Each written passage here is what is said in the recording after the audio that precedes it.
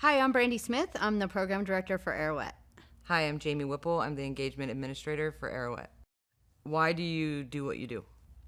So interesting story. So as a repeat offender, I was incarcerated a couple different times, and really just got caught in that mill, right? Just rotating through incarceration, and it never really occurred to me to do anything different. I didn't know that there was different. And this last time that I was in, looking at a much longer sentence, I was at the tail end of it, and I was sitting on the yard, and you see people come back in and go back out, I would always think like, wow, what happened? Because I couldn't keep my own self from recidivating. And so I thought maybe if I started talking to people and asking them, like, hey, what happened, that maybe I would learn a lesson that way. And I was, again, getting ready to come home, and I sat there, on the picnic bench and told my friend, I said, somebody has to do something about this. Somebody has to do something about this revolving door of incarceration, because this is destroying people's lives. And I didn't know what I didn't know then, but it turns out one of those people is me. And when I had the opportunity to come work for Arouet, I didn't know anything about nonprofit. I didn't know anything about any of it. I only knew that programming had to be one of the key things that helped women be able to come home and stay home. And come home, stay home ended up kind of being our slogan for our programming. I made it up, and it stuck and it resonated. So yeah, quite the journey. I didn't come out of prison saying like, I'm going to change the world. This is going to be me. It happened very organically, and it happened very slowly. And the things that I see today, the programs that exist on both sides of the barbed wire, I truly see it changing people's lives. So why do you do what you do? Because you have a very different role than I do. I do. I do what I do because, well, I am our participant. So that is one thing that has kept me going. I been to prison also 11 years of my life. 3 times. My last time, it was good. I was over it. Being cut off, being able to hit rock bottom and actually understand and know who you are as a person and know what you have you should treasure. So for me, that journey was rocky. That journey was rocky with my family just saying, hey, we're good. We're done with you. And then some events had happened to where I needed my family's support. I needed an advocate to advocate for me while being there. So building that relationship, I realized I have this, but everyone else, maybe 50% doesn't. So I was sort of that person in there anyways. If somebody needed something, I would help them. I would guide them, peer support. I am not surprised by this. Yes. So, I mean, it didn't matter. It didn't matter who you were. Like, my friends were all different. So coming home was a little different for me, starting in behavioral health. So that gave me a bigger aspect on the problem, the recidivism problem, everybody coming in and out, whether it's being normal, not being normal, behavioral health, it all ties together. So what drives me and keeps me going every day, because it's a struggle, like I do struggle, but I wake up every morning for our participants. Like, that is my hack. So Absolutely. That's what I do. Yeah, I love the story that a very recent participant that came home, and we have lots of folks come home, check in, and they think, I got this covered. And definitely you and I and some other folks on the staff, we hear them say that, and we're like, okay, we're here for you when you change your mind about that. Yeah. So would you share about Yeah. the participant? I did. So I did get a call one day, and she had just been released. So she came to the office. She was like, I'm good. She had her daughter with her. She's like, I just need a hygiene backpack, but I'm good. I was like, are you sure? She's like, yes, I have it all. I have my whole plan. I'm going to do this. So I was like, I'm a phone call away. You have my number if anything goes wrong. Yep. 3 days later, I get a text that says, my plan has gone to, Fell apart. I need some help. So I had reached out and was able to and get her enrolled and get her the services that she needed and sent off to the departments that she needed. So that was a turnaround, and that's just shows that you do need help.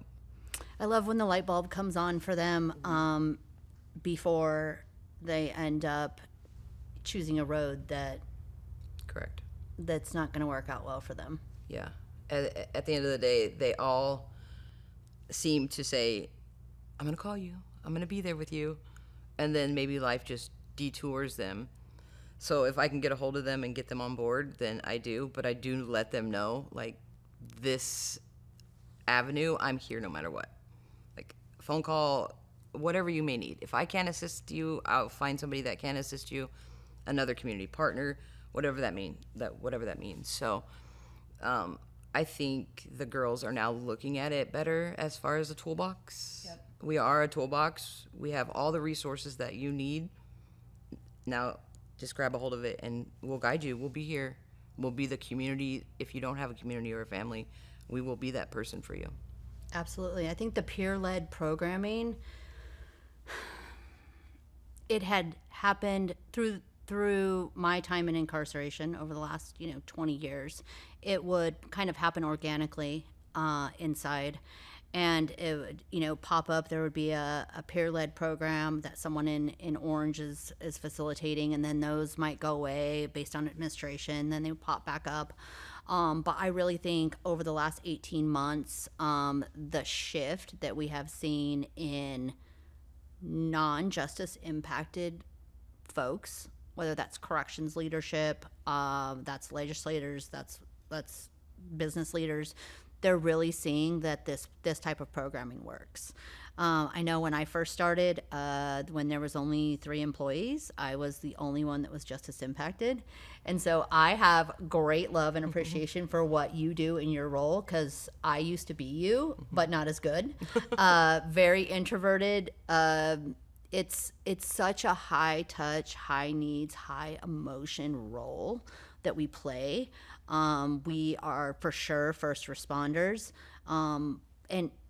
And I think general public maybe sometimes doesn't see that we're not firefighters and we're not cops and we're not in some of those roles, but the wraparound services and the consistent presence of Arouet, we're saving lives.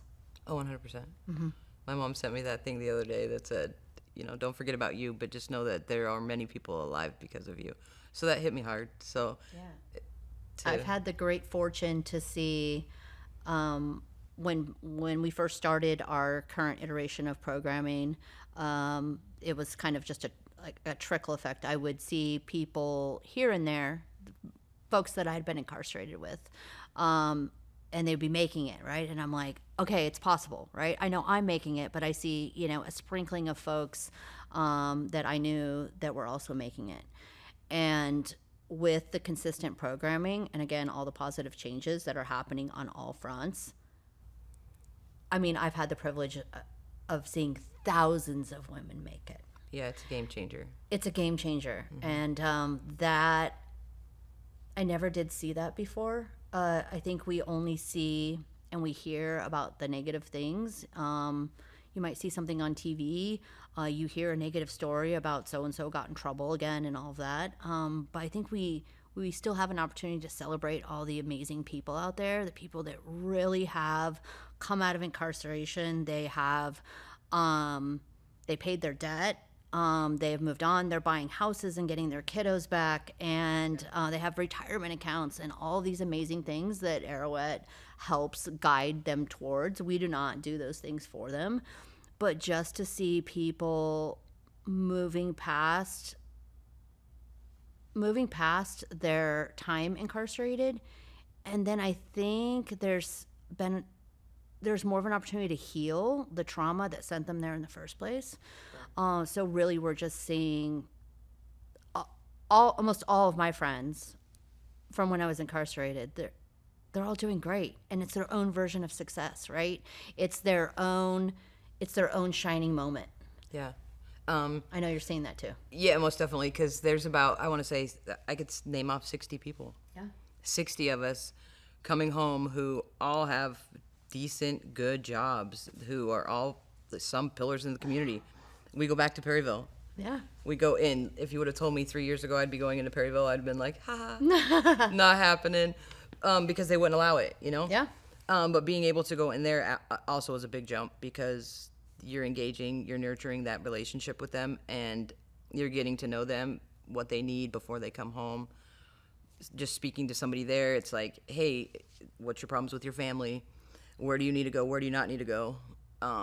So anything that they need to tackle prior, they already feel comfortable. They know that they're welcome with us, and it doesn't matter what genre of person or what you look like, or you could be green or purple. Yeah. And I don't care. We don't care. So I think that's what sets us apart, is we just have this big community, and all these women who have been out prior want to be involved. So it's a good thing. Absolutely. I know when I go in, it's good for me for a couple of reasons. So incarceration for me, it's almost like having a baby or getting a tattoo. You forget how bad it hurts until you're back in there. And that was always my experience.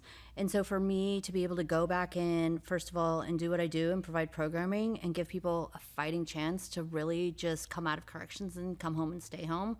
But it's also good for me to go back in so I don't forget. Correct. I'm never in danger of forgetting what it's like to be incarcerated, to be in Orange, to be away from your family, to be separated from your community, and that's never an opportunity that I had before.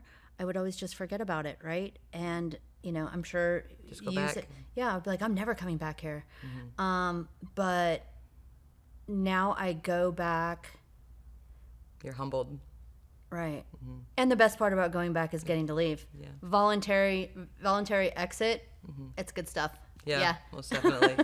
I know when I walked in for the first time, I was like, because it was like the officers looking at you like, I know who you are, but like, you know what I mean? So they're almost making you as a familiar face, but they're not quite understanding like why you're here. Especially working with participants coming in. I know in the beginning there's a lot that I still did know trickling through. It's nice now that I don't personally know majority of the participants, but when I walk in, they know who I am, they know my name, and they're like, we're ready to get this going. Yeah. So sometimes when I go in, because we're dressed like we're dressed today, Yeah. and I've had people ask me, "Are you a parole officer?" Yeah. And I'm like, "No, I'm not. I'm definitely not a parole officer."